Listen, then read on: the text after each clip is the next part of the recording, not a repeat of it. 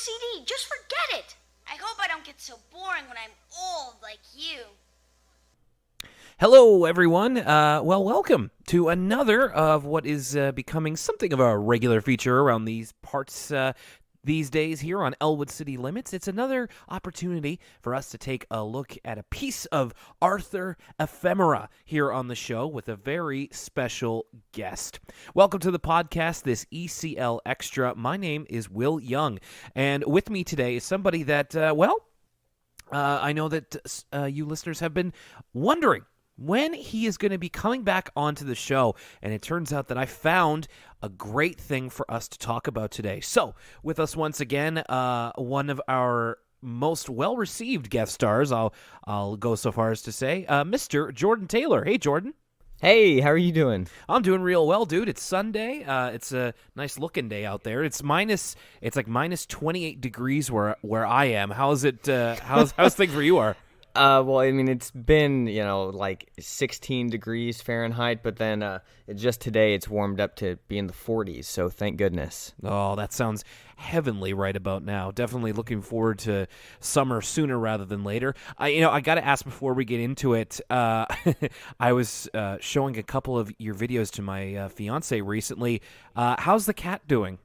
Oh man, the cat is doing fine. We put out a part 2 episode, and the cat is out of the ceiling and is now warming up to us. Still scared, but downstairs in the basement area. But I can go down, and the cat, comes on my lap, and but she won't come upstairs when we're around. So I don't get it, but she is warming up to us. It's nice.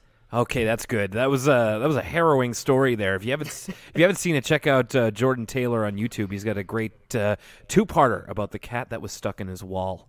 And I was just like, my fiance was watching that and just like, wow, where is this going? I have no idea.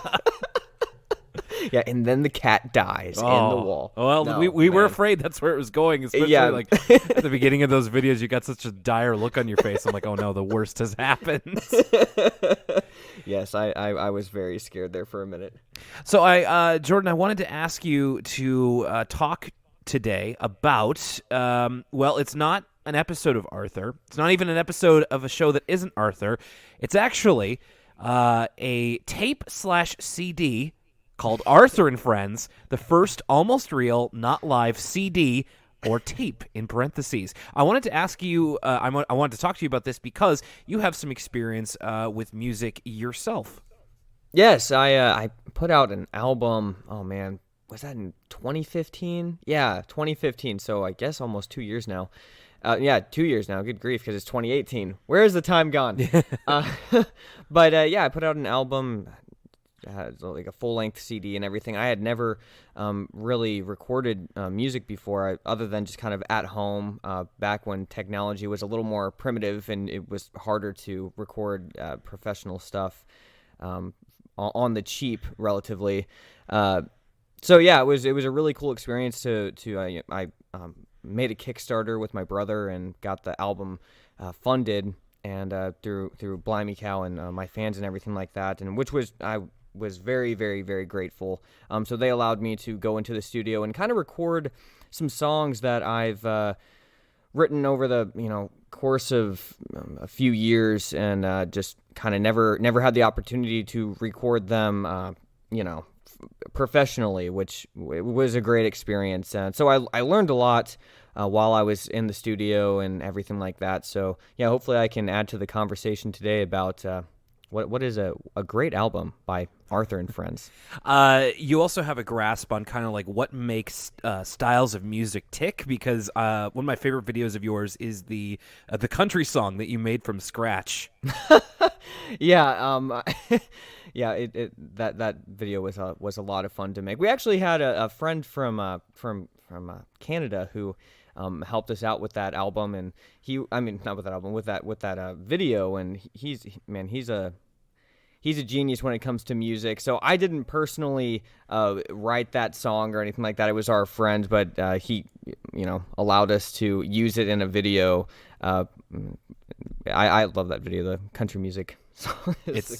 It's a real winner, especially like I worked in country radio for a few years, so I know. Oh, nice. and like everything was just like, oh, this is it to a T.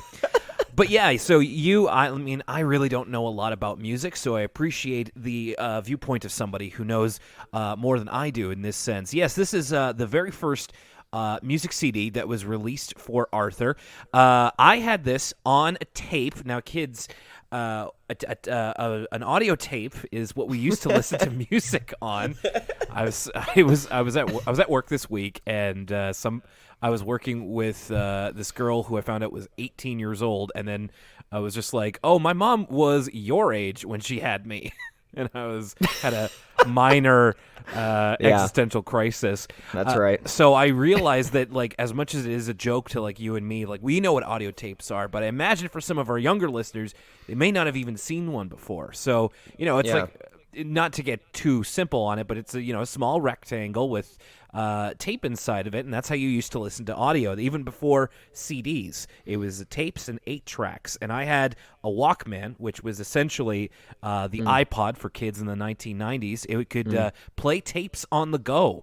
And this particular tape, this Arthur and Friends, it was the soundtrack for many a long car ride, because I used to just listen to tapes over and over again. And even so, this is how primitive it was back then, is that if you listen to a tape too much, you would have to like physically re-spool the tapes, because the material inside of them would get all like tangled up and stuff.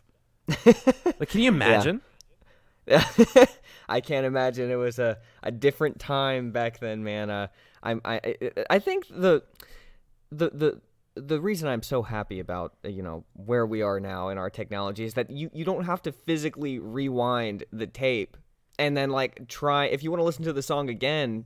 Back then you had to push the rewind button and have it go back, and then you had to stop it, try and get it at the exact spot that the song started. That was really a hassle. That was annoying. Yeah, we definitely have it a lot better these days. Jordan, have you ever heard before this episode, did you ever encounter this CD or tape in the wild when you were younger? No, I had never, I might have heard of it, but I didn't have it growing up. But I mean, definitely had seen the music video Arthur, episode of Arthur, and that's what some of these songs originate from. I don't know, actually, I'll ask you, did this CD tape come out before or after the music video episode of Arthur was released? So this album was released in 1998, and this is around the same time that Arthur's Almost Real Not Live Music Festival aired. In fact, this episode that you and I are recording right now is going to be airing pretty much right after we talk about Arthur's Almost Live Not Real Music Festival. So it was around the same time. They would have recorded the music around the same time and probably produced the episode not long after that. The episode came out in December of 1998, and the tape/CD a little bit before that. I will also say there is apparently a limited edition vinyl of this album that was released in 2016. So if anybody's got a line on that vinyl, I have a record player that needs some spins. Dude, that would be pretty sweet. That would be awesome. Yeah, absolutely. That's a collector's item right there. All right, so we've got ourselves the album to look forward to. We had to kind of it was kind of a ramshackle way of getting to the album. Yeah. I had to make a playlist and send it to you, and then there was a video that had like half of it and this sort of thing. So I would definitely encourage you, if you like what you hear, you can, purchase this from Amazon or eBay or anything like that. It's definitely a lot easier than trying to find it as piecemeal as Jordan and I did. Yeah, that was fun. Yeah, I was listening to the to the album, and then it just cut off midway, and I was like, wait, what the heck? And then the person on YouTube had at the end said the tape snapped in half or something like that. I was like, what? Oh, that's another thing. Can you imagine, snapping your music in half? These things were pretty fragile when you think about it. Yeah, exactly. It made me laugh. So we're going to go track by track and give our thoughts on each one. And I mean, how could you start Arthur's first album with anything but the theme song of the show by Ziggy Marley and the Melody Makers. Believe in yourself, parentheses, a wonderful kind of day. And I say, hey, what a wonderful kind of day. If you could learn to work and play and get along with each other. You got to listen to your heart. Listen. I mean, this is it's a great song. It's it's kind of, at this point, it's the background music of my life because I hear it so much.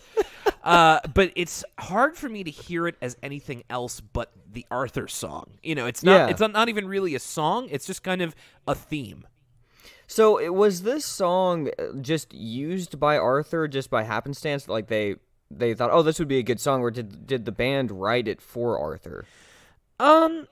Now that's a good question. I'm not 100% certain on that. I feel like it might be Because there's no references to Arthur in the song. It's just kind of like, more of a broad stroke of kind of like what the show is about. So I didn't know. I've always wondered that.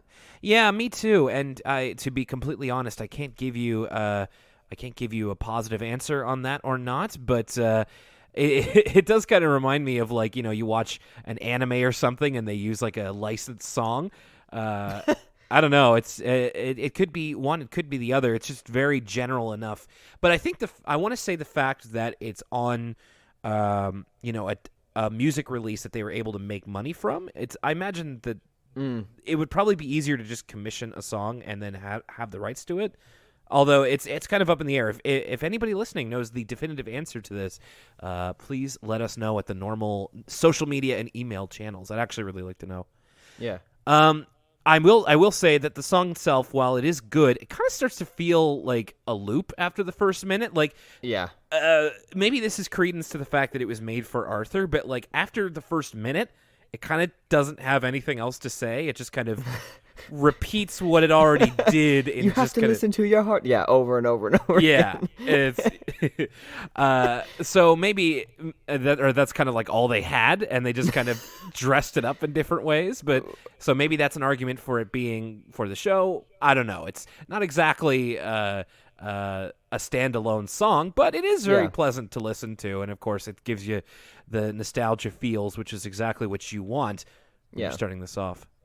And it was interesting, like, listening to the entirety of the song instead of just, like, the, snippet of the intro. But to hear the beginning of the song with just kind of, like, the music, like, kind of ramping up, for when the actual song begins, like, that they used that part, like, the intro of the song as the outro to Arthur, because they just kind of play the musical rendition of the song, like, during the credits of Arthur or whatever. I just thought it was interesting that was at the beginning of the song. I guess I always assumed, that was at the end of the song, but it was at the beginning. Well, yeah, good way to start it all off, and then we keep it going strong, man. And this has got to be, this I feel like is one of the most well-remembered things about people who only barely remember Arthur. The second song on the album is "Library Card," which you've no doubt heard from the episode. You've probably seen the music video from the episode of Arthur, because is there any more immortal line in all of Arthur history than "having fun isn't hard when you've got a library card"? Having fun isn't hard when you've got a library card. Having fun isn't hard when you've got a library card. No, I that might be the most best quoted line of Arthur, period. You're right. For just people who barely remember Arthur, they will remember that line if you say it. They're like, "Oh yeah, classic," It's an earworm. It's easy to remember, and the one that always went around my elementary school was, "Having fun isn't hard when you've got your parents' Visa card." Yeah, that line works too. They could have, maybe a remix of the song. They could insert that line. Oh, dude! I mean, the fact that there weren't like dozens of body remixes of this on like Kazaa and LimeWire back in the day. Like if it had come out a couple of years later, this would have been all over file sharing sites. Hey kids, speaking of which, that's how we used to get our music, not just from tapes, but from Kazaa and LimeWire and all these other shady file sharing services. Did you ever use one of those? I think my brother did at some point. I wasn't as tech savvy as he was when we were younger. He was kind of like the mastermind behind everything. Gotcha. Yeah, my older sister introduced me to that too. We had Bear Share was our first one, and then kind of graduated to LimeWire, which was quote unquote the best, but like just dozens and dozens of filthy remixes of children's themed songs, and usually misattributed to Weird Al. That's like one of the running jokes of that whole thing. Anyway, this song is pretty cool. It's got like a nice little electric guitar line that kind of is pretty steady throughout the whole thing. And as has been said before, Arthur is all about pushing the public library agenda, and this is no different. One of the lines that kind of stuck out to me, all the thoughts and dreams of people throughout history, and all you need is this little card to borrow them for free. Which may be a little quaint because nowadays you can just go online and download all the thoughts and dreams of people, and from the most mundane to the most important.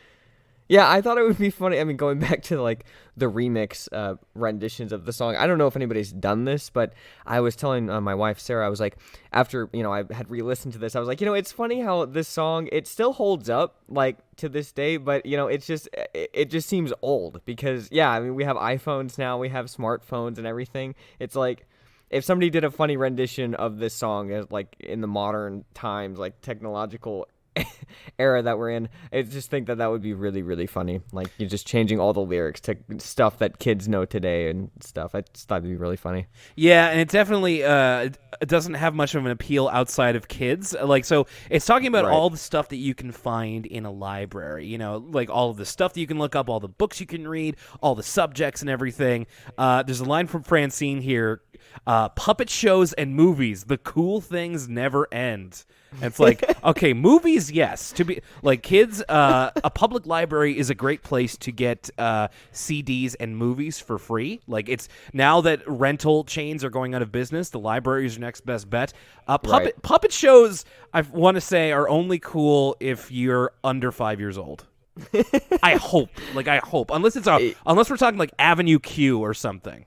Yeah, I mean, these kids are like 8 years old and stuff. So I agree. It seems like maybe they're getting a little too old for the puppet shows. But Francine likes what she likes. I mean, you can't really argue with her, I guess. Sure. I mean, hey, that's where our Muppeteers come from. Is that right. the cool things never end for them. And don't forget, the Dewey Decimal System is your friend. we get this kind of running joke near the end of the song where DW is trying to figure out who's Dewey. And I remember that confused me as a kid because, like, I was kind of aware of what the Dewey Decimal System was, but I was like, who is Dewey? Yeah, who is Dewey? Yeah, she's right. Who is Dewey? Like, I remember there was a line in a previous Arthur episode about how Muffy thought that Thomas Edison invented the Dewey Decimal System, and Mr. Ratburn was like, no, that was Dewey. So I admit to ignorance on the Dewey Decimal System. In fact, speaking of ignorance, I'm not even sure if libraries still use the Dewey Decimal System. Yeah, I was wondering that as well. I was going to ask you. I mean, I don't think they do. I mean, I remember going to the library and like having to pull out the cards and like look through the inventory. I don't think that they have that anymore. I mean, it's been a while since I've really scavenged through a library. But last time I went, I don't remember seeing a filing cabinet or anything like that there. I appreciate that you're coming to me with all these questions, these sagely questions. And like, I'm sorry to disappoint you that I really don't know as much as maybe I seem to put forth. It seems that the Dewey Decimal System, as Wikipedia is telling me right now, is still available. The classification system is used in 200,000 libraries in at least 135 countries. Okay, so then it's just I guess my version of what I think is the Dewey Decimal System is pulling out index cards and looking through. But I guess it's probably advanced further than that. Yeah, they probably have more of a technological way of doing that these days. Yeah, the card catalog and all that. I've never looked for a card catalog, but now next time I go to my local library, which is not unoften. That's not a word, but I will actively look for a Dewey Decimal System or even just a card catalog, and you should too, kids. So we got off to a hot start with the theme song to Arthur and library card, and then, in my opinion at least, we kind of put the brakes on a little bit with the third song, Arthur versus the Piano. It's me against the piano. Why do I have to practice? I'd rather play the radio. I'd rather sit on cactus. It's me versus the piano. I hope it doesn't trouble you. I'd rather go play baseball. I'd rather play with DW. Practicing is just the same thing over and over and over and over. Practicing is just the same thing over and over and over and over.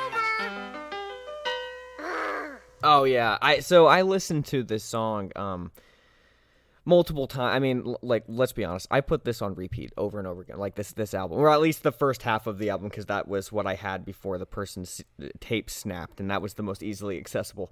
And this song, I'll admit, was not my favorite at first. I was like, okay, so, you know, he's playing, basically Arthur's playing the piano, and he's being forced to practice, I guess, by his parents or whoever, it doesn't really say. And he doesn't like to practice the piano, so it's kind of like this battle between him and the piano, and at the end he really finds out that he enjoys coming up with new stuff on the piano by like happenstance. Like he accidentally plays a wrong chord, and it turns out to be something that he actually thinks sounds cool, and so then he starts to really enjoy playing. And I kind of like, once I re-listened to the song a lot, I started to not dislike it as much as I did at the start, but it's definitely not my favorite song on the CD. But I do like that there's kind of like that, you know, that lesson of, because I mean, when I would play music, like practicing one of my songs for my CD that I was making, like I really, at some point when you play the same thing over and over and over again, like Arthur was doing, like practicing, you start to just absolutely hate everything that you're writing. And then sometimes you'll just accidentally mess up, and then it's like, oh wait, that could be something. And then like, so I, like when I was listening to Arthur get excited after he messed up, I was like, oh, I've done that many times. And so that felt true to me. And that's kind of what was saving the song for me, I guess, was that I related to it in some way.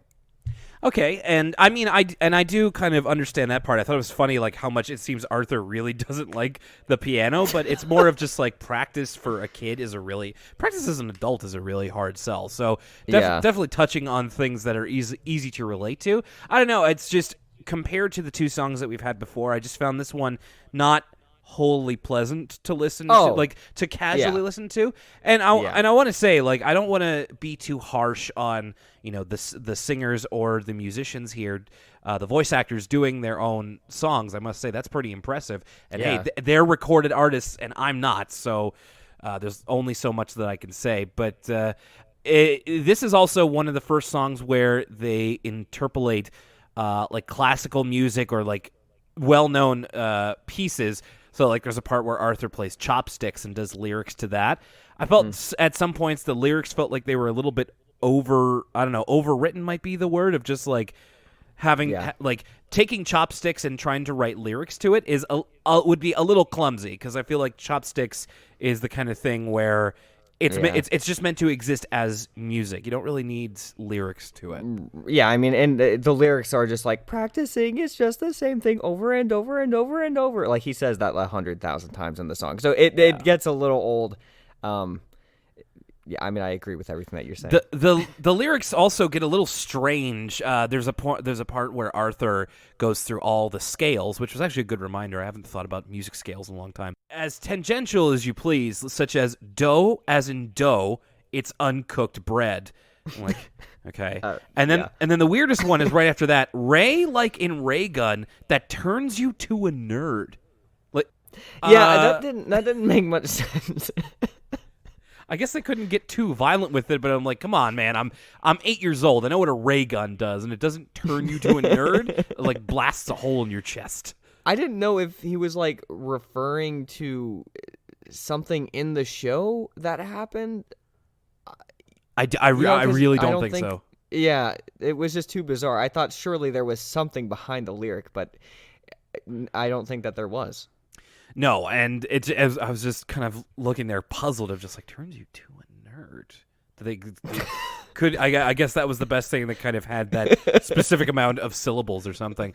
Yeah, so it kind of goes on like that. I will say that the ending of Arthur kind of turning his practice into like an impromptu jazz piano number was actually kind of cool, and then Arthur kind of starts like scatting over the jazz piano. He's like, woohoo! So I thought that was kind of awkward, but in a fun way. Yeah, and it was kind of weird at the same time because Arthur doesn't really ever do anything like that in the show. So to hear the voice actor's voice do that, like, oh yeah, this is cool. Like it didn't really feel like Arthur. So I was like, it kind of felt like the voice actor more coming through than Arthur, just because I've never heard Arthur like have those expressions, I guess, on the show. So it was just, anyways, just something I noticed. Well, not the best one, but then we keep on going to a Buster song, the UFO song. I'm sure there are UFOs out there somewhere. I'd like to ride in one. I'd never be scared. If a spaceship touched down in my yard, I would run right towards it, yelling greetings. Let's go have some fun. Let's have some fun. Let's have some fun. Let's go have some fun. Yes. Speaking of our experiences with country music, this sounds a lot like a country song. Yeah. I mean, again, this isn't my favorite song on the album. I have a couple songs that I wrote down that I said not my favorite, and this was one of them. I mean, it's a song about Buster and UFOs. I mean, like it's a, you know, when I think of like really, really classic Arthur songs, you know, you're thinking of the Library Song, Jekyll Hyde, stuff like that. So just not ever hearing this song, it just sounded like one of those songs that I just kind of listened to and then got to the next song. But I wanted to know what you thought about it. I kind of liked it. I thought that the country vibe actually really worked pretty well in distinguishing it. Like this whole album, dips into different genres here and there, which is good. It helps to kind of make everything pop a lot more. And I also really like, so Buster's voice actor is Daniel Brochu, and I think that he's got a very pleasant singing voice to listen to. He kind of alternates between speaking as Buster and singing as Buster, which again is a very difficult thing to do, to sing as your voice, as the voice that you're doing. And I'll get to that a little bit later with somebody else. I thought it was kind of fun. Again, it's not maybe something I'd listen to casually. I do wonder. Buster says near the end of the song, it's all about what he would do if aliens came here. Like he would set up some lawn chairs and a table of snacks so that they can relax. Maybe they take him home to their school and use him as show and tell. And at the end, he says, in the meantime, maybe I'll study rocketry. And I'm like, okay, well, Buster is not the best student by any metric. So I wonder if he ever really shaped up and studied rocketry. Yeah, you know what? Buster is a surprising character, so he might have mustered the courage to do better in school, so he could really, try and hunt down the aliens. That would be an interesting, dude. This is an aside, but I kind of wish that they would make, another the college years of Arthur or the teen years or something like that. But at the same time, I kind of don't want them to, because I don't want them to mess it up. But man, I just think in my head, where would the characters be? Maybe that's what Buster's doing. That's a great point. I think that's something that I feel like a lot of people would like to see, especially with the advent of that Arthur Riverdale style video that was that was popular a couple of months ago. I feel like there would be an audience for that, of just seeing what everybody got up to. I mean, that's the case with every show that ends. You just want to know what happened after Happily Ever After. Although, to be fair, Arthur isn't over. It's still going strong. So we may have to wait a little bit for that. But maybe in 20 years or so, we'll find out what the middle-aged Arthur crew is up to, and maybe Buster did indeed master rocketry. So the next one is a Francine song, Meek for a Week. And there are several songs on here that, if you've seen the episode, then it's just the episode in song form, which it's not a value judgment. It's not good. It's not bad. It's just kind of like, well, it's just a different take on the episode. And Right. this one I don't really recall being terribly memorable, although it does start very well. And again, Francine's voice actor has a great, really strong voice, and later on in the series, we haven't gotten to it yet, but Francine shows that she can sing very well, and that's, of course, due in complete part to her voice actor, who is very good. Starts it off with the excellent line, "Why shouldn't I say that I am great when it's only true?" My friends say I'm impatient and rude, so I bet them I could change my attitude. I can be meek for a week, meek for a week, meek for a week, meek for a week. It's a bet I know I can win. Tomorrow it will begin. Yeah, it pretty much encapsulates her character. This song, yeah, I agree. It's just kind of a recap of man, what is that episode called? It's Literally Meek just for called Meek for a Meek Week. for a Week. Interesting. Okay. Yeah, I mean, it was a recap of it's like the Wikipedia article of that episode, but I don't know. I mean, it had some funny lines in it and stuff, but yeah, I mean, it's a recap of the episode. I think if Francine's voice actor wasn't as strong as she is, then I would probably feel a bit more negative towards it. But because she is, I'm kind of like, all right, well, it's just kind of in the middle for me. Yeah, she really is a great singer as well as a voice actor. Okay, so next one is, again, one of the iconic songs of this entire album and of Arthur's time. I feel like Library Card, I think, is the one where, like, even people who weren't big fans of Arthur, they will know this. Now, the kids who did watch Arthur when they were younger, they will most likely know Jekyll and Hyde, because it's an earworm of the highest degree. It's a story about how the brain reads Dr. Jekyll and Mr. Hyde. Then he has a series of nightmares about how he becomes essentially that character. And the chorus going, Jekyll, Jekyll, Hyde, Jekyll, Hyde, Hyde, Jekyll, Jekyll, Jekyll, Hyde, Jekyll, Hyde. I mean, as soon as you hear it once, it's like, and they repeat it enough times where it just gets into your brain. 'Cause I was Jekyll, Jekyll, Hyde, Jekyll, Hyde, Hyde, Jekyll, Jekyll, Jekyll, Hyde, Jekyll, Hyde, Jekyll, Jekyll, Hyde, Jekyll, Hyde, Hyde, Jekyll, Jekyll, Jekyll, Hyde, Jekyll, Hyde.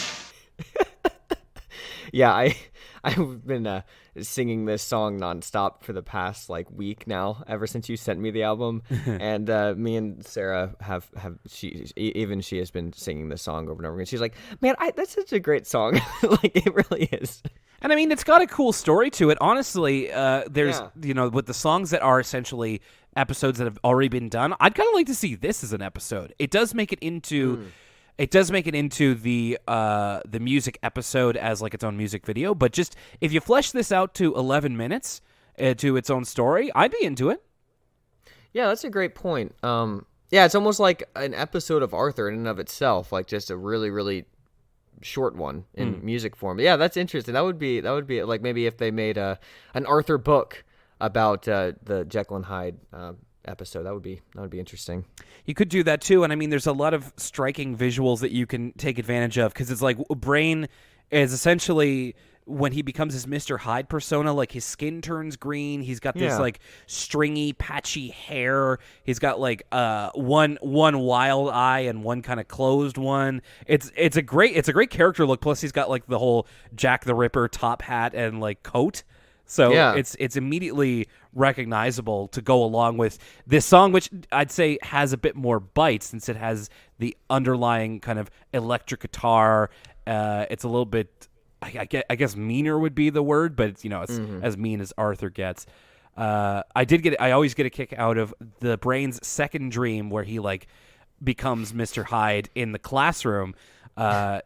It's a very good use of dream logic in a television show that's as nonsensical as you please. I had a dream last night where I had to go to work, and then somebody made me essentially be behind a counter, which is not what I have to do at work. Anyway, the point is that like this doesn't make any sense. And I woke up, I'm like, oh, that's why it doesn't make sense. And so brains is that they had to do this test in school. They had to give the answers in semaphore, and for extra credit, grow a beard. Semaphore is like the I believe it's a naval kind of sign language for like using flags to mean different states and stuff. But like, what kid is gonna pick up on like this is how I learned what semaphore was. If you want to hear Lucas's thoughts on this song, check out the episode that we did recently on Arthur's Almost Live Not Real Music Festival. We keep going forward again to another episode in song form with My Dog Pal. My dog pal is better than all the rest. His doggy face makes any place the absolute best. Like dogs of a feather, we belong together. Boring. So much like the episode where Arthur was talking about when he got Pal, and everybody kind of kept putting their 2 cents in of like, it should be this kind of story. No, it should be this kind of story. This time it should be this kind of song. It should be this kind of song. And it allows them to use more classical music. And so if you're really eagle-eared, then you can hear which famous compositions that they're using here. I'm really bad at placing those, so I couldn't necessarily tell you by name, but I definitely recognized a few of them. Yeah, I actually liked this song a lot. It was good. It was like different than like the Francine song where she was just basically recapping the entire episode of her trying to be meek for a week. This song is kind of, it's about Arthur getting Pal in some way, but so it kind of recaps that Arthur episode, which I'm not exactly sure what that episode is called now. I can't recall. Shoot. Yeah, I'm blanking on it too. I just remembered as the one where I think it's Arthur Writes a Story. Is that what it's called? I think so. Arthur's Pet, or is it called Arthur's Pet? Anyways, it doesn't really matter. Anyways, it's just kind of Arthur's Pet Business is when he first got Pal and is like the story, but then there's another episode about him retelling that story. Oh, that's right. And I'm talking about the one you just said, Arthur's Pet Company. Pet Business. Pet Business. Yeah. Because that's when he originally gets Pal and everything, right? That's right. At the end of the episode, he gets to keep one of the puppies. That's right. Yeah, so it was just kind of like this song was kind of him trying to make that story a little more interesting as he was getting input from DW, who was like, maybe you need to add an elephant into the song because people really like elephants and stuff like that. And so Arthur adds elephants, and then Buster comes in and he's like, no, that's not, you should tell the story how it was. And it's just, I thought it was a pretty funny song. I liked it a lot. Yeah, and you get to hear Arthur's voice actor, like, he puts on, like, a real exaggerated twang when he does, like, the country song near the end of it, and that's something to hear. Which that was in, I thought it was funny because that song, that part of the song was in that episode. They eventually did make it into a country song, like he had distilled it to the point where it just was nothing like what he was trying to do. Yeah. Even his original song that he's trying to write is on a bit of shaky ground itself. One of the lines is, like dogs of a feather, we belong together. I like how his voice at times, in the voice actor's voice, sometimes it seems like it's kind of like he's hitting notes that are a little hard for him when he's going a little higher. We belong together. Like it seemed like he was kind of getting.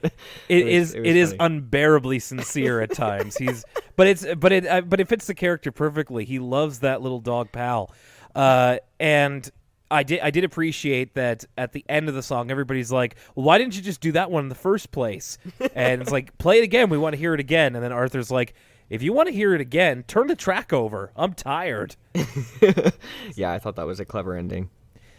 The next one is, so Lucas and I, at the time of this recording, are getting ready very soon to talk about the episode where this song is featured.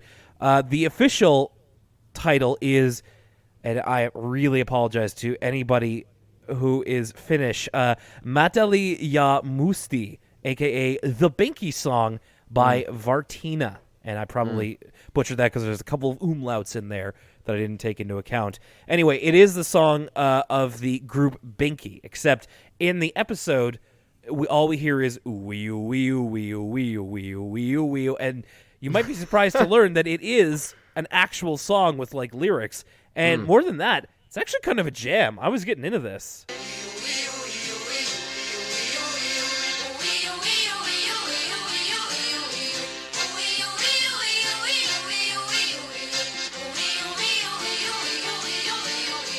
Yeah, no, it's a great song. I didn't realize that I thought that I didn't know if maybe Arthur, like the people they just made this song, but it's kind of making me seem like did somebody else write this song and they just used it for the episode? Again, I'm asking you a question you might not know, but I actually looked this up, so I do know the answer. So it's Vartina is a Finnish folk group. This is from their 4th album, and the album was released in 1992, and the Binky episode didn't air until 1998. So something about this song, I guess, spurred them on to use it to represent Binky, the pop group. So I don't know what it was, but yeah. it seems like such a random choice, but also it works because it's incredibly memorable.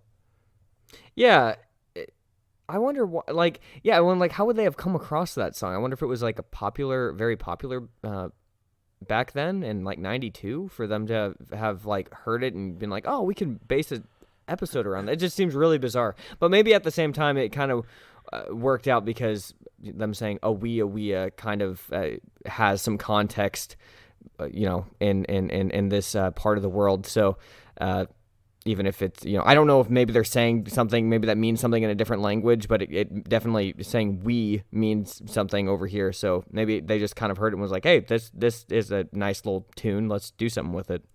Well, it's kind of like how it might be kind of like how there's that I'll just say that European song that became the meme. Oh yeah. Like that has actual lyrics in it, but all everybody remembers is the part of the song where it sounds like he's shaking his face back and forth. So in a weird way, it's almost like Arthur itself created an in-universe meme or something. Yeah. But I like it. It actually really stands on its own as a song, and I would actually like to hear more from this band. Yeah, that'd be really interesting to go and like listen to that album that they put out with that song. That'd be funny. I should definitely go and do that. The next one we get. So earlier I was I've been talking about how the voice actors of Arthur, very talented as we know. It takes a special talent to be able to not just sing, but sing in the voice of your character. So this next one is called My Nightlight, and it's a Binky song. And I really have to give props to Binky's voice actor for singing a whole song in this character voice, because it's not really...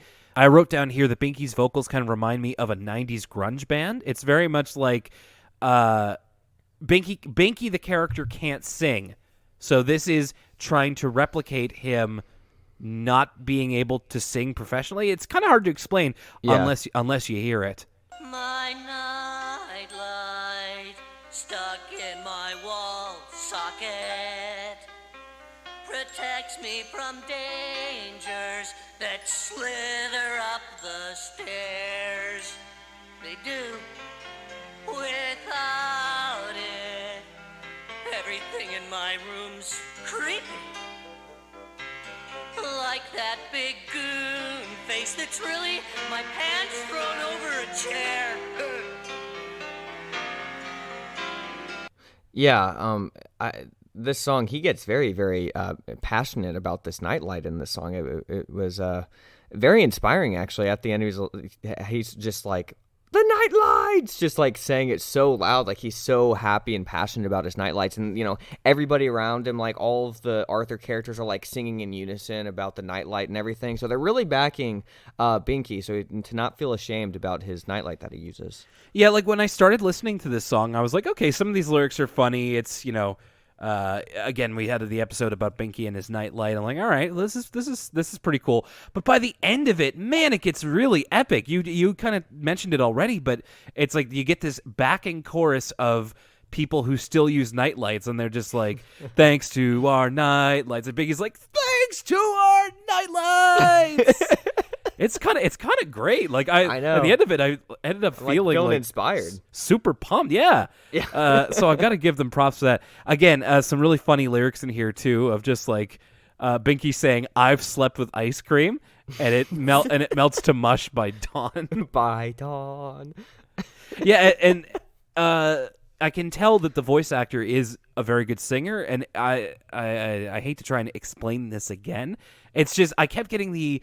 If you've ever heard like a Nirvana song or something like that about like how Kurt Cobain is not a great singer, but he just is able to write these songs where he's able to push his vocal range to the limit, and you can kind of there's something endearing about the fact that it's not a professionally trained voice, but at the same time it's kind of reaching the heights in a different way. I don't know. It's really hard for me to talk about music. So if anybody else kind of gets this comparison, all you got to do is change the instruments, and this would be like a total Nevermind B-side from Binky. Yeah, exactly. I dug the song a lot, and in fact, we actually get this is kind of the middle of the album is actually where we get a couple of like sleeper good ones. The next one I also kind of dug is "Go to Sleep," which is a DW song. Go to sleep! Go to sleep! Count a sheep! Don't make a peep! Go to sleep! Little baby! Very, very aggressive DW song. She really wants her little baby Kate to go to sleep. Go to sleep! Just says over and over and over. It's got that sweet riff of just like meow. Again, some really great guitar work in this whole album, and this one is that riff is just like count a sheep, meow, don't make a peep, meow. It's very memorable. So she's trying to find the best song to lull baby Kate to sleep, and of course, you think the whole thing for the song is that she's basically just yelling at her. But it turns out that type of song actually made Kate go to sleep. So I guess Kate is really into like 80s hair metal. Yeah, that was the only logical conclusion about this song, for sure. Kate is one of the more metal babies that you come across. There's also a really funny bit at the end of this song where it's a little skit where like mom comes in and is just like I want baby Kate to sleep, and DW's like, I got her to sleep. Thanks guys. And then the band that was presumably playing the song like pack up their instruments from DW's room and just like, good night DW, Mrs. R. See you tomorrow, same time. Peace. And then just kind of, I don't know, I just thought it was a funny way of acknowledging the fact that it's like, yeah, there's other musicians here besides the singers. Yeah. No, it's a really, really clever song. We take a little dip into ASMRville with this quick little song here. It's Brain's thinking tune. Yes. I don't really know what to say about this. It's the brain thinking. That's the song. It literally is. I think it's it's like 30. It's like 30 seconds long, if that, and it's brain just going and like somebody playing a didgeridoo in the background. Yeah, like it's the vocal equivalent of those old what do you call them? Those old like color backgrounds that you'd put up on Windows Media Player. Of just like shapes and colors. Yeah. So it's real trippy. Like if you were in an altered state of mind, it might do something for you. Or again, if you're really into ASMR, this might scratch an itch. I didn't know if this song, if you remember the episode where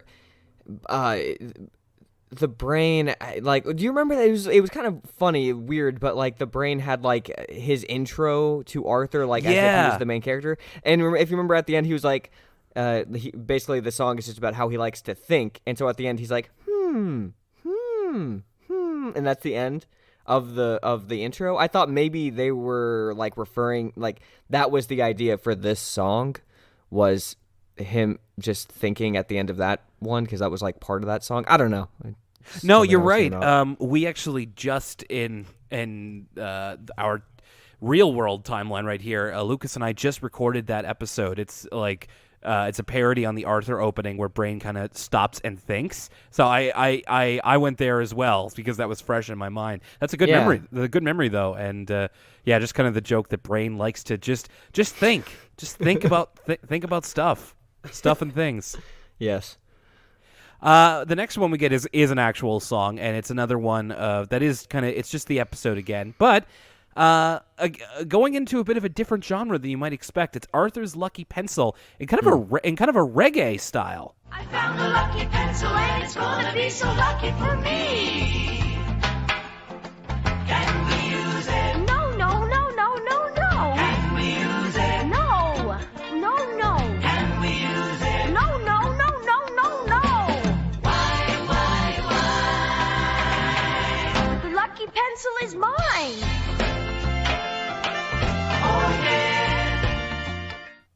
Yeah, I enjoy that they kind of it seems like somehow that genre just kind of does well with Arthur. You know what I mean? I don't know. Yeah. Like, I mean, Ziggy Marley and the Melody Makers are.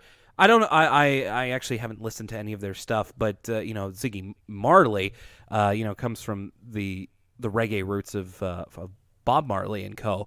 And it is funny how like that kind of, you're right, that audio aesthetic kind of ends up working with and with you wouldn't Arthur. expect it. Yeah. Yeah, I guess it's because Arthur is generally a pretty chill show, and reggae is a pretty chill genre to listen to. Yeah. So it gives this song, which could be a little bit by the numbers. Oh, it's the same song about Arthur's Lucky Pencil that the show did, but it's done in a style that makes you kind of remember it. I'd love to hear Rihanna do a cover of this. I feel like she could do something that really snaps. Yes, I mean, I think that's a good ask. Maybe you could tweet her and see what she thinks about it. Ooh, okay. I'll put that on my to-do list for the week this comes out. So yeah, very very nice and chill to listen to. It reminds me that I don't actually listen to a lot of reggae these days, and maybe I ought to dip my toe back into those waters. Yeah. No, I mean, if it works for Arthur, it can work for you too. The next one, I will admit, is probably my favorite song on the album. It's Homework, sung by mainly Mr. Ratburn. Just a little homework tonight. Just a little homework tonight. Just a little homework tonight. Just a little homework tonight. Yeah.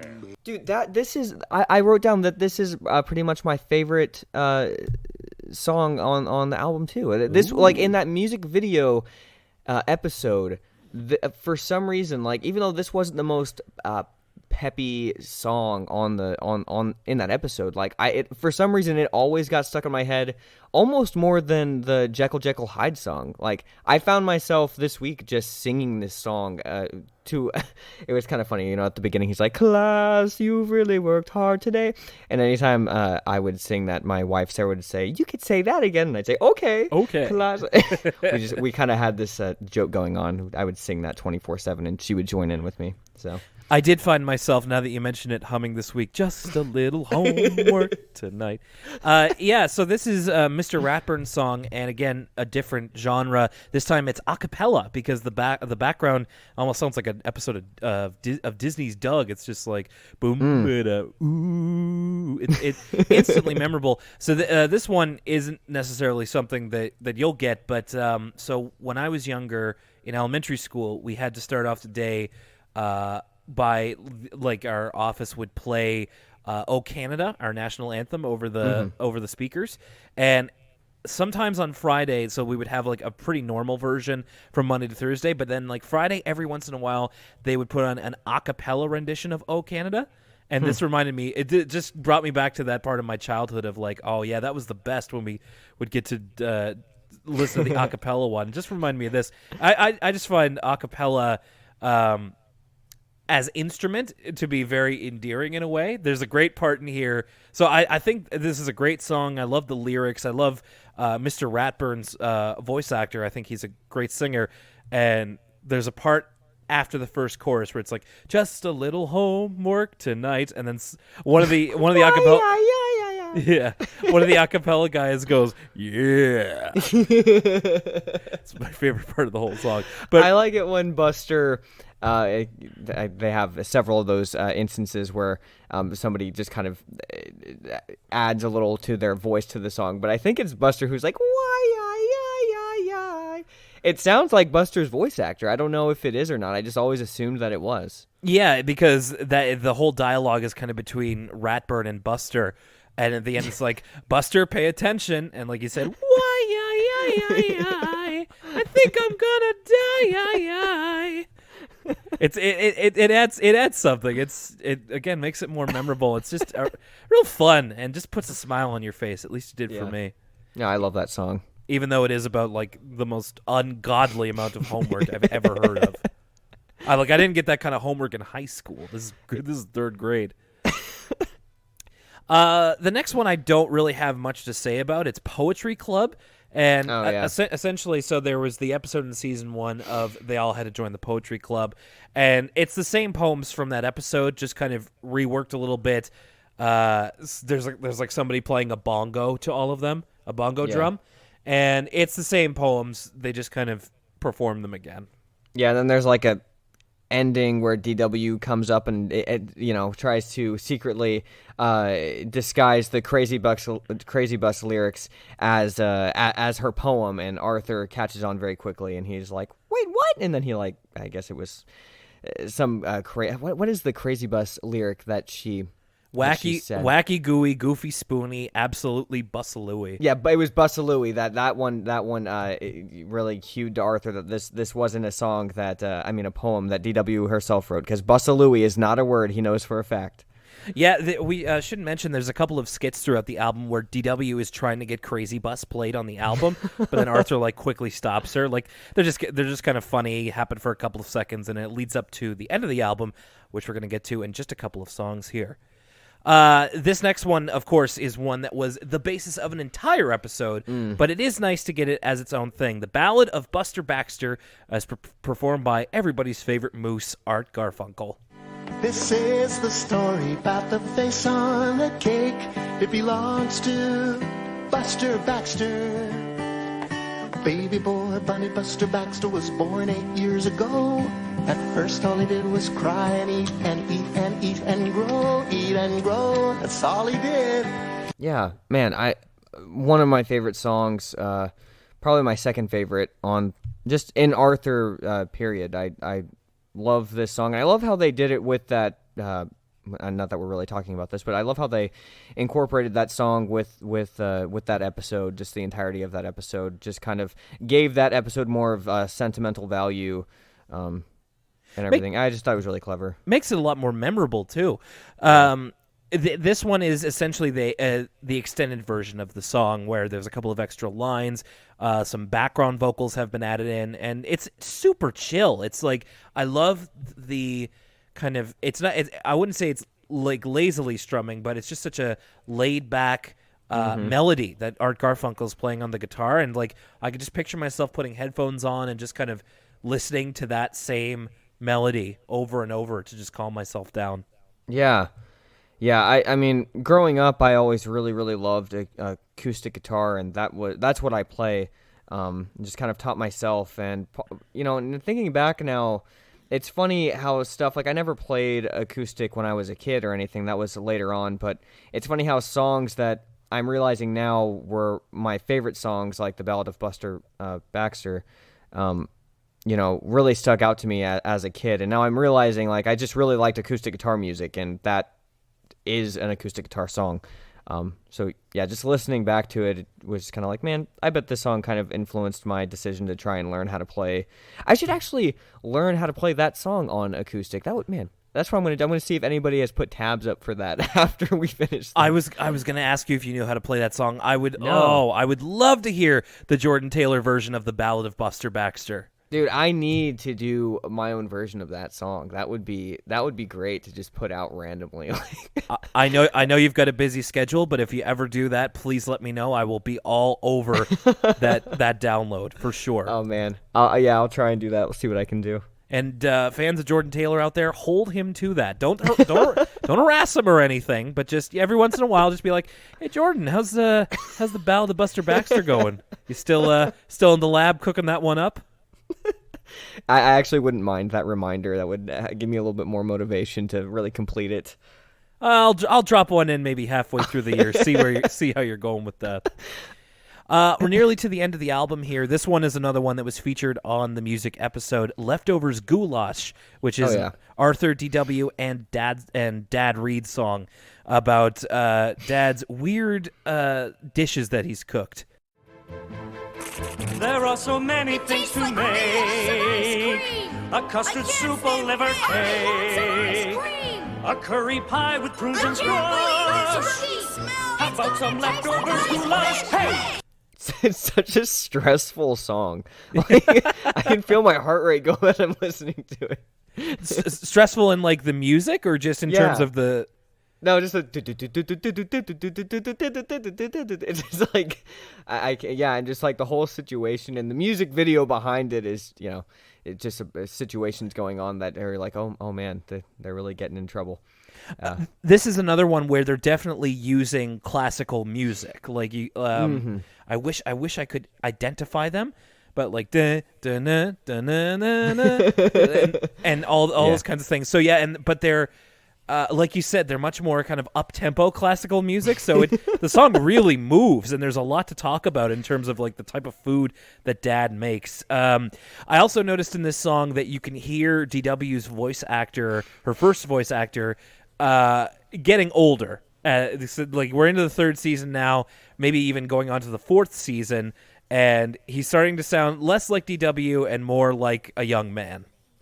Yeah, no, it's funny you bring that up because I told my wife Sarah that I not about this one, but the Go to Sleep song. I was like I'm pretty sure that DW's voice actor is a boy, and so because like when she's saying go to sleep, it just kind of sounded like a boy, and that was the first time I'd ever really that had ever been broken for me, So I looked it up, and sure enough, it was a boy who was singing. I was like, that's funny. So that's kind of funny that you brought that up. And of course, we'd be remiss if we didn't mention some of the dishes that Dad is making. A jellied fish inside a beet, chocolate eels, like a rhubarb roast. The one that I wrote down is there's a real big ramp up at the end of the song where he's just saying stuff of just like take a pot and add a lot of da da da da da da, and then one of the throwaway lines is some brains and feet can't wait to eat. No matter whether it's human or if it's animal or what, don't eat brains. I don't think that like there's not a good way you could cook brains. There's just like stuff in brains that you just shouldn't eat. Yeah, I don't know. Mr. Reed he's pretty talented with cooking as. So I hear, but I mean, I wouldn't trust that. No. This is like Wolfgang Puck plus levels of like genius cookery. So yeah. I don't understand how he doesn't have his own show, Mr. Reed. But it's definitely it gets a little gross here with all of the food stuff. But I always enjoy them kind of finding new stuff, like new crazy food that doesn't exist for Mr. Reed to try. I think that's always a fun way to see how the writers kind of stretch their imaginations. Yeah, exactly. And of course, we couldn't end off any kind of Arthur album made this early into the show's run without the infamous Crazy Bus. That's right. So it's essentially the full version of the Crazy Bus song. We've heard it enough in the TV show that you pretty much know exactly how it sounds like. I am very impressed with how the writers of the show were able to so effectively recreate an annoying kid's song. Crazy bus, riding on a crazy bus, riding up, riding down, driven by a funny clown, wacky, goony, goofy, spoony, high as a plane or baloney. Crazy bus, come with us as we ride. It's a crazy bus, not a schmazy.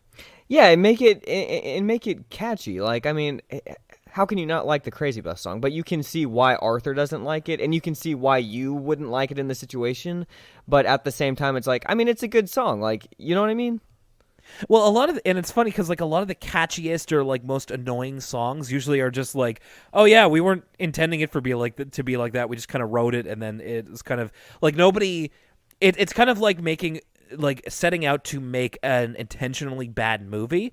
Like there's going to be an element of like. I'm trying to think of the word, but there's a je ne sais quoi that is lost in trying to purposely recreate that, and I feel like that's the same way for like a song that's supposed to be catchy or like trying to create a meme, and it's there's an element that just has to naturally happen, and I'm so impressed that they were able to make something that's this annoying like while trying to. Yeah, that's a great point. Yeah. Wow, I never really thought about it like that, but that is a great point. I will also add, so the part that we don't hear in the episodes with Crazy Bus is there's this weird bit in the middle after, the choruses, which everybody knows. There's this where this guy's kind of like low talking. He's like, a flat tire is no problem. Because it's only flat on the bottom. A flat tire is no... Like, it sounds like somebody trying to proposition me over the phone. It's weird, and I don't like strange. it. It just doesn't fit with the rest of the song, and then it immediately goes into the wacky, gooey, goofy, spoony, all that kind of stuff. So yeah, I don't know. It didn't make sense. Kind of made me feel weird, but that's the way to end it off. Of course, the end of this album-long running joke about DW trying to get Crazy Bus on is that she finally does, and then Arthur finds out about it much too late, and yells for his mom, and that's the end of the very first Arthur album. So, Jordan, what were your overall impressions from this album? Yeah, I thought that they did a great job of using a bunch of different genres into one album to kind of make it a cohesive whole and just kind of represent the show in general. I thought was really well done, even if there were some songs that not that I'm going to sit there and listen to them over and over again, but yeah, overall I just thought it was really, really good. This was a complete slice of nostalgia for me, and I'm really glad that we were able to talk about it. Like I said, I listened to this tape dozens and dozens of times. That's why I'm able to remember so many of these lyrics. Like, I'm not looking at a lyric site to remember these. These are all straight from my memory, which is really sad because my memory is really bad for, like, things that matter, like people's birthdays and middle names. But, I can remember every lyric to Arthur versus the Piano, no problem. But it was such a big part of my Arthur fandom as a child, and I'm really glad that we were able to find enough of it. Like I said, there's some parts that like don't work. There's some songs that I definitely don't ever want to hear again. But talking about it now, like I'm gonna go back and listen to a couple of these songs. I'm gonna see if maybe this is on iTunes and I can buy these track by track. Yeah. I'm gonna try and learn the Ballad of Buster Baxter on the guitar and make something out of that. We will see. Well, Jordan, I really hope you do, and I want to thank you again for joining me here for this special episode of ECL. Now, you're a happening dude. You've got a busy schedule. I'm very happy that you were able to join me. You are, of course, on YouTube and doing all kinds of other stuff, so please remind people where they can find you. Yeah, I really appreciate it, man. I will come on anytime you want me to. I have a YouTube channel, basically just youtube.com/Jordan Taylor Videos. And I also have another YouTube channel, Blammy Cow, which is it has more subscribers, but I'm active on both, very active on both. And I have an album called Long Drive. That's on iTunes, Amazon MP3, and Google Play. So I need to put that on Spotify. It's not on there yet, but you can also go to our website, blammycow.com, and through various links on there, you can listen to the album on blammycow.com, like the entirety of it. So if you wanted to go check it out without actually buying it, you can definitely go and do that. Twitter, Messi_Jordan. That's pretty much it. Right on. And of course, Elwood City Limits is available through social media, Facebook, Twitter, Tumblr. You can email us, elwoodcitylimits@gmail.com. And you can find us on iTunes. We are on Google Play. And you can also find us elwoodcitylimits.libsyn.com. That's Libsyn. And hopefully it won't be too long before we have another ECL Extra and before we have Jordan Taylor back on the show. And hopefully, again, won't be too long before we hear that Ballad of Buster Baxter. Man, I will try my hardest.